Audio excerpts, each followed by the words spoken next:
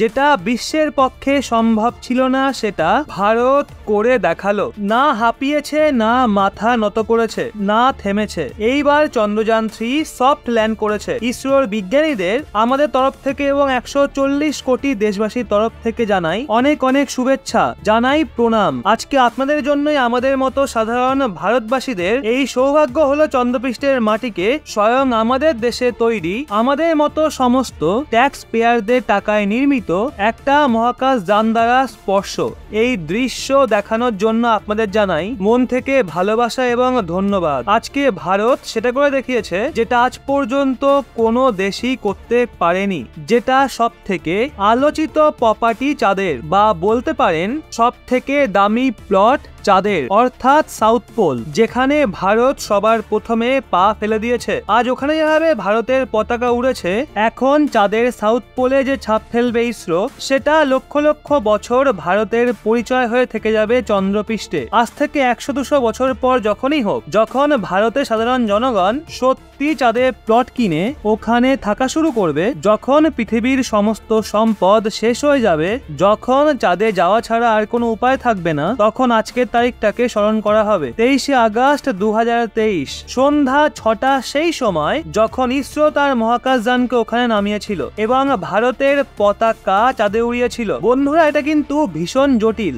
এখনো প্রজ্ঞানের কামাল দেখানো বাকি আছে, সেটা কিন্তু এখনো বাইরে বের হয়নি। সেটাই কিন্তু 2 ঘন্টা বার করাও যাবে না। ল্যান্ডারের থ্রাস্টারের যে স্পিড ছিল, যার মাধ্যমে গতিকে কমিয়ে Vikram lander soft landing achieve করে, তার জন্য ওখানে তো পুরো ধুলো ভরে গেছে। এই যে ধূলিকণা, সেটা চার্জড আয়ন থেকে চার্জড পার্টিকেলও হয়ে যায়। ছোটবেলায় পড়েছিলেন না, চিরুনি দিয়ে বেশ কয়েকবার মাথা ছুঁয়ে বা চুলে ঘষে ছোট ছোট কাগজের টুকরোর সামনে ধরলে চিরুনিটা ম্যাগনেটের মতো কাজ করে, কাগজের টুকরোগুলোকে টানে। ঠিক একইভাবে চার্জ হয় ওখানকার ধুলো, যেটাকে লুনার ডাস্ট বলা হয়। আর সেগুলো আটকে যায় ইকুইপমেন্টের সঙ্গে, সেন্সরের সঙ্গে, ক্যামেরার লেন্সের সঙ্গে। আর আমরা জানি রোবোটিক মেশিনের যে চোখ থাকে, যে ইন্দ্রিয় থাকে, তাইতে লাগানো ক্যামেরা, এতে লাগানো সেন্সর এবং এতে লাগানো মিটার্স হয়ে থাকে। তাই প্রজ্ঞান রোভারকে এখন নামালে যদি তার ক্যামেরা সেন্সরে ধুলো ভরে যায়, তাহলে সে আর ঠিক মতো ছবি তুলতে পারবে না, সামনে কি আছে ঠিক মতো দেখতে পাবে না। এমনটা অনেকবার হয়েছে। অ্যাপোলো মিশনের সময় অনেকবার যখন মহাকাশ যান নামছিল, তখন তার লেন্সে লুনার ডাস্ট এসে আটকে গেছিল